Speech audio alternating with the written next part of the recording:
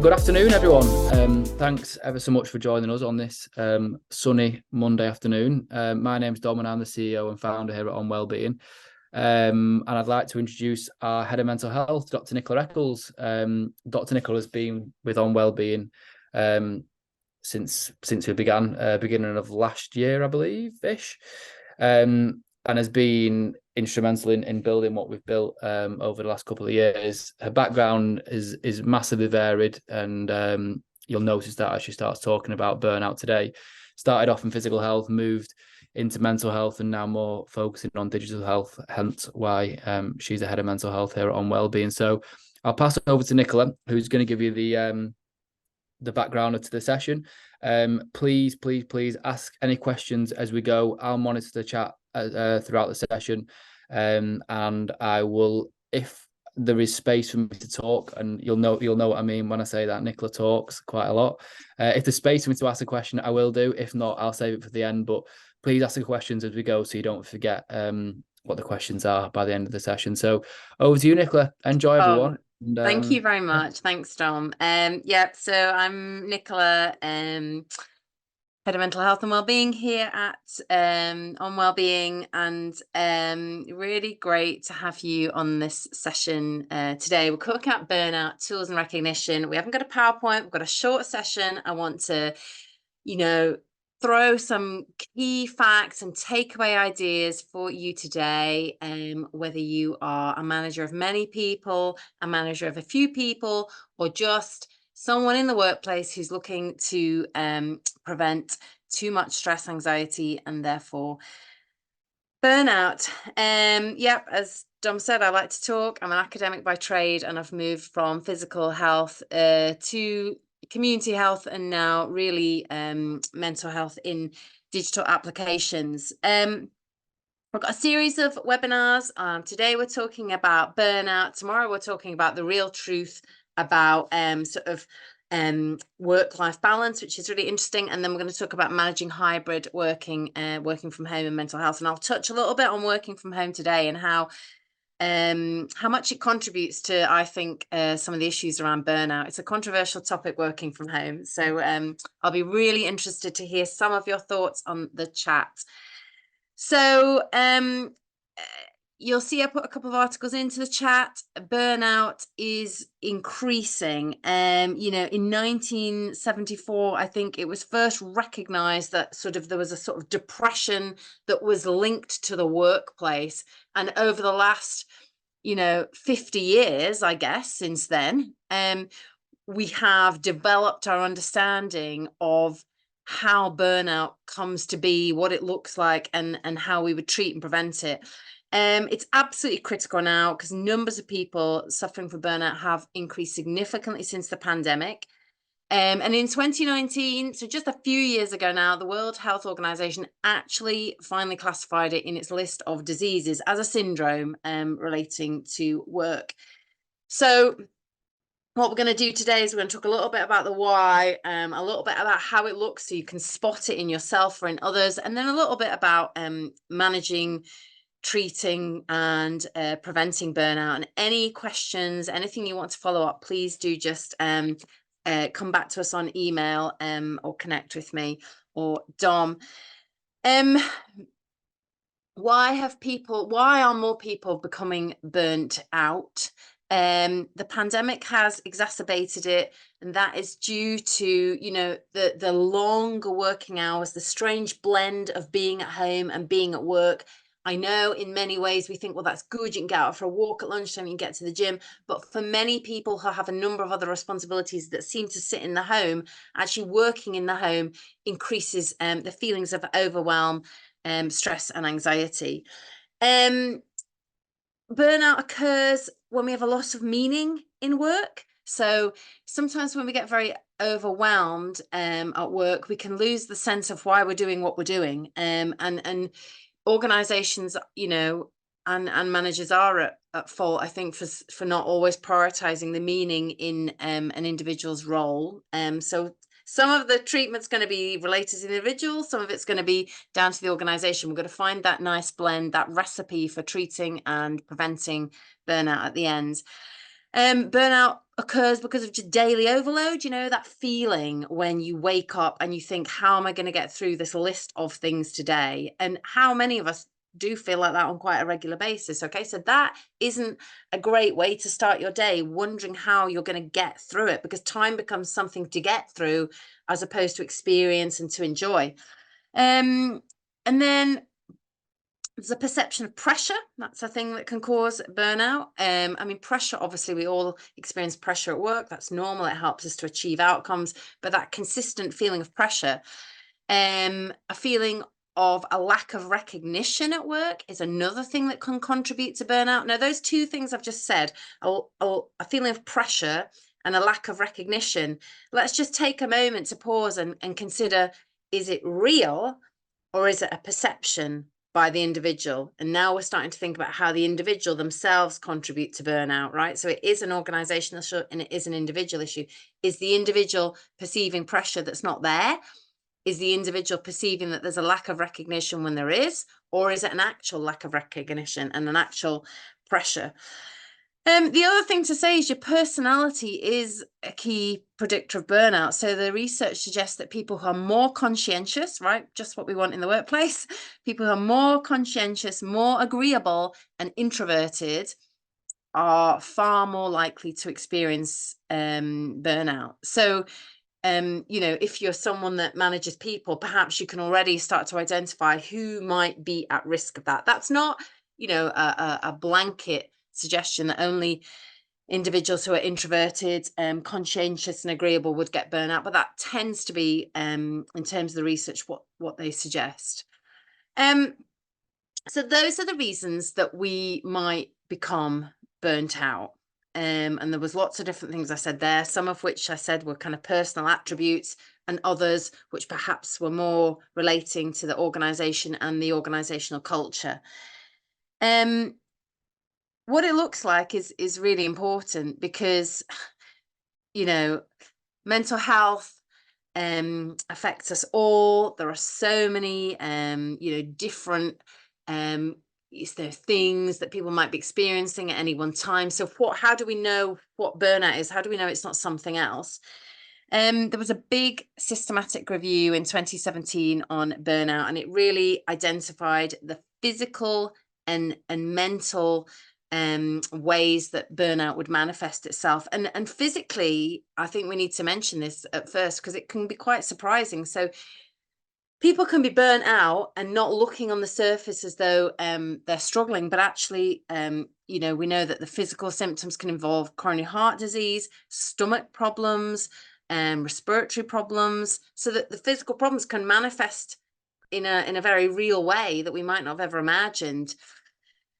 Mentally, it will be no surprise for you to hear that burnout can result in insomnia, in depression, in issues around presenteeism. You'll have heard that word in relation to the workplace. You know, you're there, you're at work, but you're not there.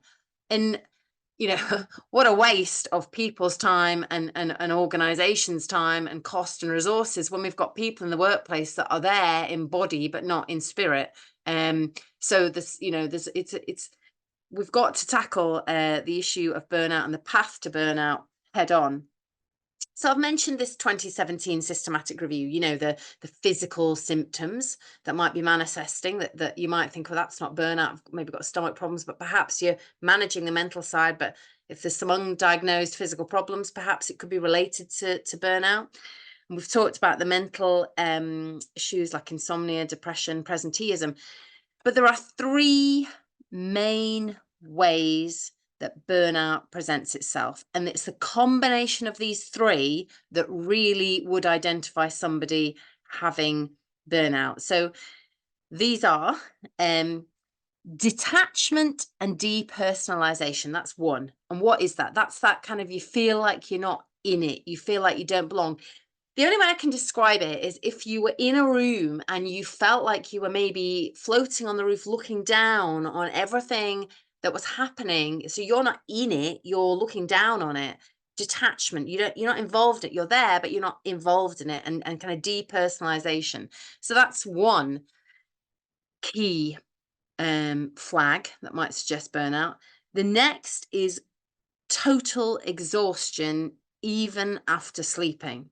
So it's that in your bones exhausted, is that feeling like you're dragging yourself through the day every day. And you know when you've been unwell and you kind of feel like that when you're starting to get better again. And it's that feeling ongoing. That's the second thing. So detachment and depersonalization, like you're in the room, but you're not there. Total exhaustion, even after sleeping. And then the third one, which is really detrimental in the workplace, is feeling like you're ineffective, feeling like you're no good at what you're doing, feeling like the things you're producing are no good.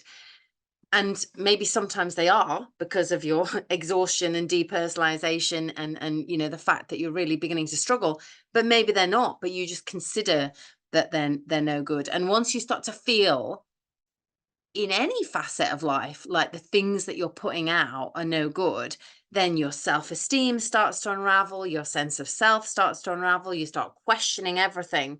So it's that horrible mix of things that creates that are the three main kind of red flags that someone might be suffering, yourself or a colleague, from burnout. Now burnout just doesn't arrive at once. There's a path. There's a path from some stress, I think, obviously, to that becoming more chronic, to feelings of ineffectiveness. That's quite a sign. So when you feel like it wouldn't matter what you do, it's not going to make a difference. That's not healthy in any aspect of life, because you should always feel like you've got some power and you've got some control and you've got some autonomy. And I think that one of the key kind of steps down towards burnout is maybe feeling like you haven't got a voice, like what the thing, whether it's the colleagues or the work itself, or a combination of the two. Whatever you're doing isn't really going anywhere. So it's that feeling that you're powerless and unfulfilled. The stress is becoming a little bit unbearable, and it carries on down to a point of crisis, and then almost you might even be in an escapist mentality. So if you talk to people who've really suffered from burnout, then they'd almost describe wishing that something would happen so they didn't have to go into work anymore, or feeling almost like catastrophizing. They wish that a catastrophe could happen because it's an escapist mentality. How can they get out of this? And then we get to burnout, which is complete feeling that you just can't do it anymore. And when you get to that point, like a broken bone, a weekend off or a week off work is not going to mend that. So this is why it's so important. We know statistically that so many more people are presenting with burnout, and as I said, working from home, the pandemic, a number of things of the access to always being online, are creating this path to more of us having it. But when you get to that, we don't want to get to that point, because when a colleague gets to that point, the re-engagement back into the workplace and feeling effective and feeling on top of things is a really long and rocky road. So we want to avoid people getting to that point. So then we reach burnout, that complete feeling like you cannot do it anymore. And as I say, like a broken bone, if somebody was off with something like that, you would understand that there would be a lot of kind of rehabilitation before they were able to return to work. And I'd be really interested to hear in the chat. I've talked about how burnout looks and why it occurs, and how it manifests itself. And in people that I've spoken to, like I said, people talk about like catastrophizing, wishing that something would happen so that it would remove them from this situation. And then another case study that stands in my mind is someone who describes feeling butterflies and anxiety almost all day, every day, for months and months and months. And that particular case that I'm thinking about in this instance, she felt like she could never please her boss. So she felt like whatever she did wasn't good enough. And actually her personality, if we go back to an individual's personality, was she'd always wanted to kind of please. So this was really something that was creating a lot of anxiety in her. So, you know, perhaps you are listening now, you've got a different story. Perhaps you yourself have been burnt out. Perhaps you're worried about a colleague that might be burnt out. And it would be interesting to know what you see as the kind of the way that it's presenting itself. Because, you know, there are lots of different ways that burnout presents itself, and perhaps I haven't mentioned them all. Perhaps you can think of something that's happened in your organization that you perhaps didn't realize was burnout, and then it turned out that the individual, you know, maybe went off for some time. So it'd be interesting to hear back a little bit about that. So, you know, it's a serious condition. It's recognized by the World Health Organization. There are far more people than ever before presenting with this. There are lots of reasons why, but we're not going to change the world overnight in terms of how we operate now, working from home, working online. So how do we in our organizations, in our communities, in our groups do something? You know, how do we kind of start to work from the ground up, if you like, to try and prevent burnout, knowing that once someone's burnt out, it has such a knock-on effect. And let's remember, you know, once someone goes off a burnout, then their work goes to somebody else. And then what we don't want is to create a culture with a knock-on effect where others are affected by an individual who's maybe suffered from burnout. So preventing burnout falls into the same category, really, in many ways. Let's talk about what an organization can do, and let's talk about what the individual can do, because I think we have to recognize this isn't a victim blaming approach. Now, traditionally, there's been too much emphasis on the self-care of the individual, you know, and not perhaps enough emphasis on what the organization can do. But we can't reject the role that the individual's personality and the individual has in rejecting and treating and resisting burnout, if you like. So we'll talk about the individual, we'll talk about the organization. If I was going to give 2 top tips for an individual, like the fast track to prevent or start to push away perhaps someone that's on a sliding scale towards burnout, it would be to really look in their work for the work that gives them meaning. So you've got to make meaning out of what you're doing. If you're doing things that feel meaningless or pointless, perhaps you're in meetings you don't need to be in. Perhaps you're writing things that you think nobody's going to read this. You've got to have honest conversations in the workplace about this, because if you're doing things that feel meaningless, it quickly starts to eat away at your sense of purpose. And we know how key that is in mental health and, you know, across the board. So the 2 main tips I'd give is making sure you've got meaning in your work, you're making meaning every day, and also looking after your physical self. I mean, I know that's a given probably for many of us, but when we neglect that, you know, that then our ability to be more resilient and to empower ourselves quickly goes down. So those are my 2 quick tips. Right, for an individual, I would be looking at becoming more mindful. So looking at what you're doing and focusing on it in the minute, not worrying about what's happened or what's going forward. Believe me, I know how easy it is to say the word mindfulness. It's a lot harder to be mindful. To become more resilient, you know, and how do you actually become more resilient? It's to know what your strengths are, to recognize what role you play in an organization. And as an organization, you have to recognize the individual things that people bring to the table. Setting boundaries, essentialism, you know, it really celebrating what you say yes to, and being able to say no as a complete sentence. So boundaries and essentialism go hand in hand. Recognizing that being creative, this is an interesting one, isn't a luxury. So creativity is a way of us kind of processing. It's a form of self-care, and whether that's making music, cooking, gardening, dancing, I don't know, but creativity, the research suggests, is critical. It's like a mental health tool, so it shouldn't be seen as a leisure time extra that gets pushed out.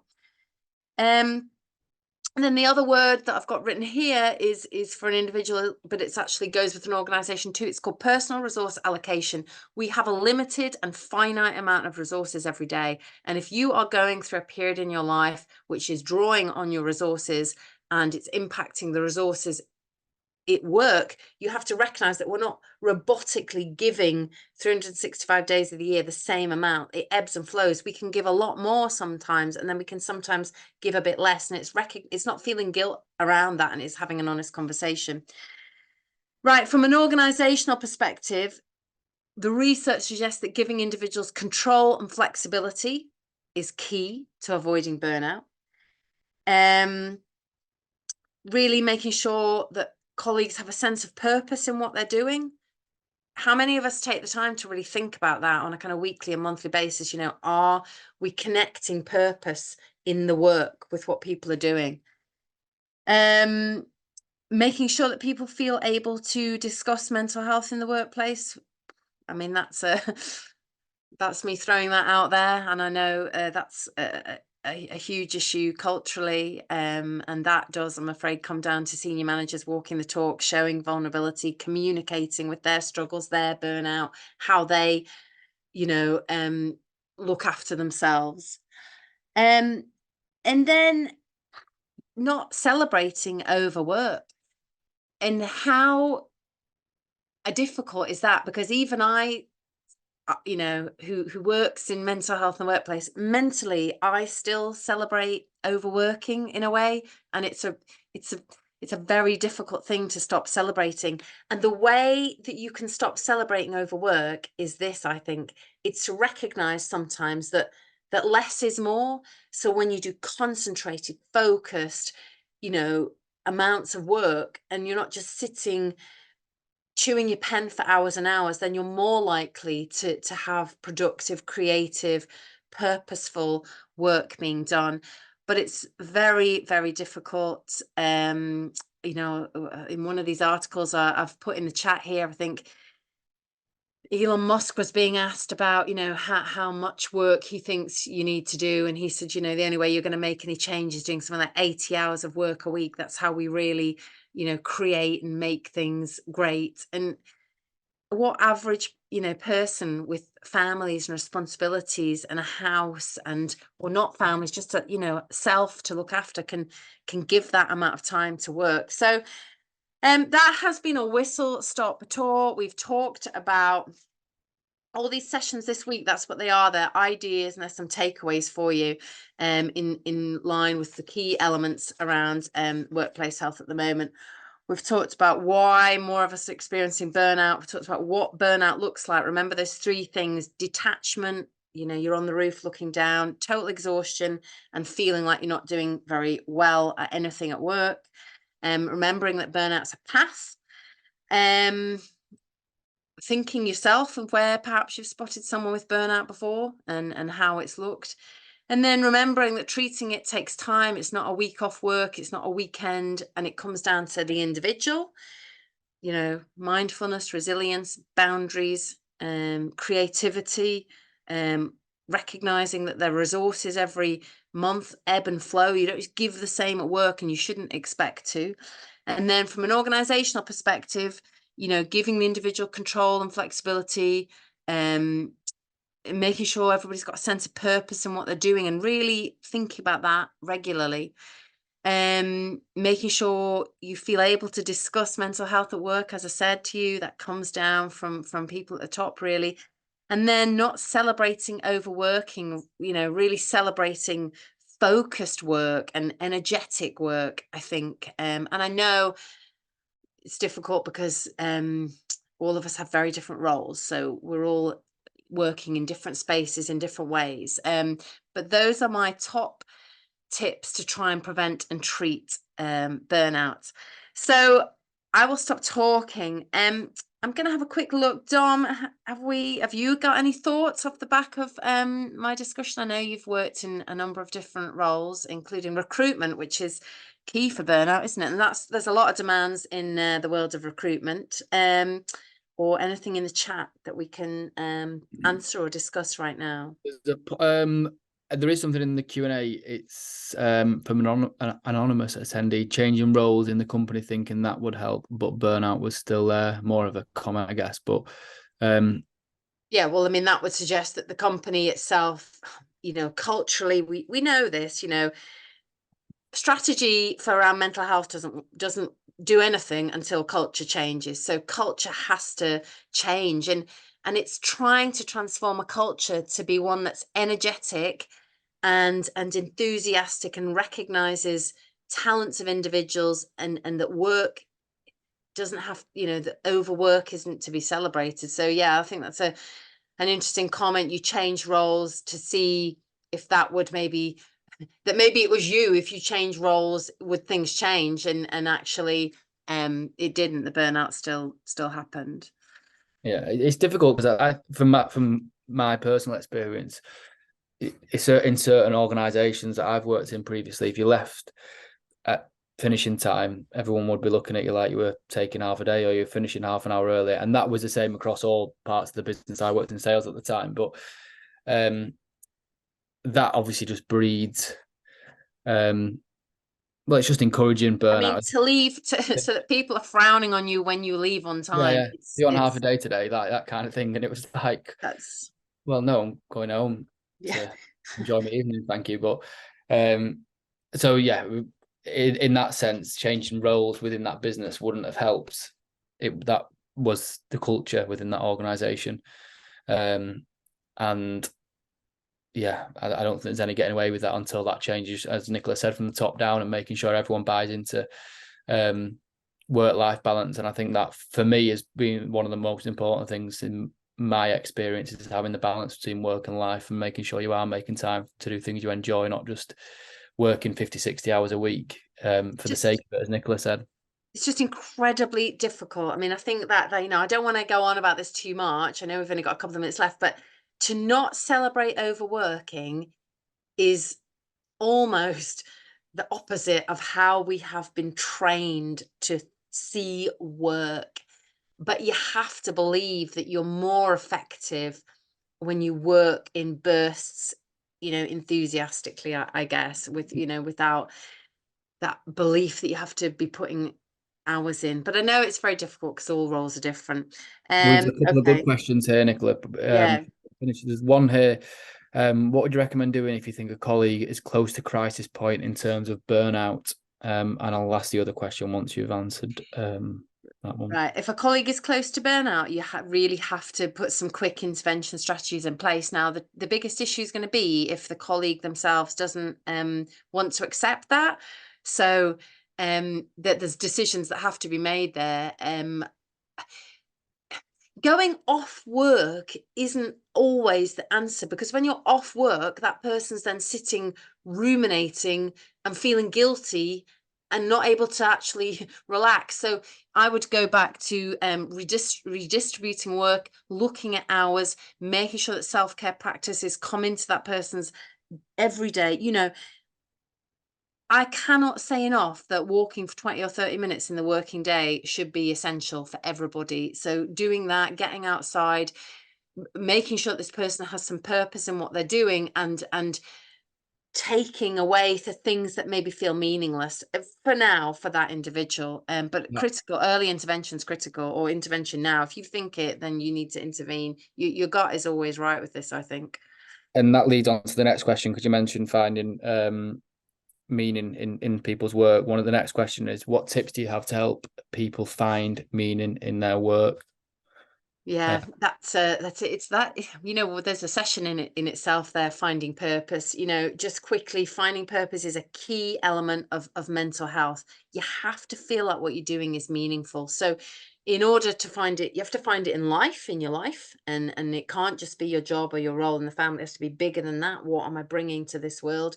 But in the workplace, you have to think, what unique things have I got that I am putting into this organization that's helping it to move forward? Because too many of us feel like we're just doing a thing they're not really sure how it's moving the organization along. So it's trying to highlight the unique qualities of an individual, how they match up with the role that they're in, and how that's them making the organization do what it needs to do. And I really appreciate that in some roles and in some organizations, that's a challenge, but you have to do it. And can the person do some other things in that organization, you know, like to bring a sense of community with colleagues?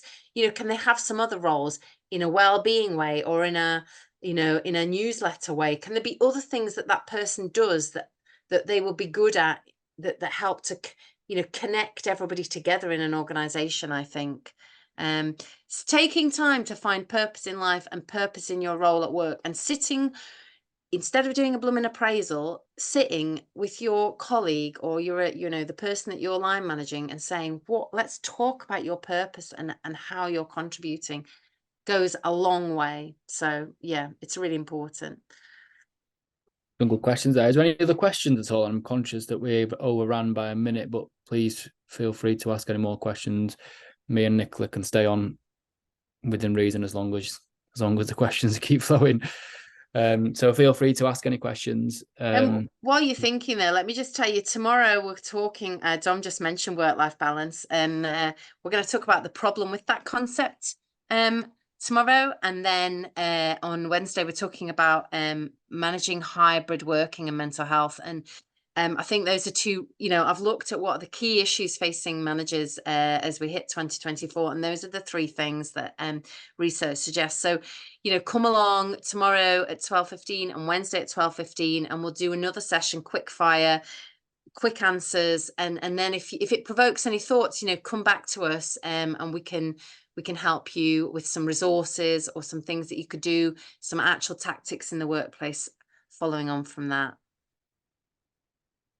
Brilliant. I don't think we've got any more questions. Q&A is all answered, and the chat, there is nothing. Don't forget to click on the links that Nicola has put in the chat.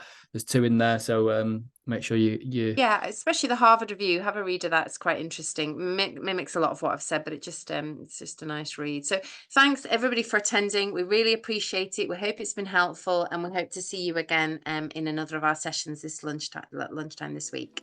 Thanks so much, everyone. Have a good rest of the day, and we'll speak to you soon. Have a good Monday. Bye-bye.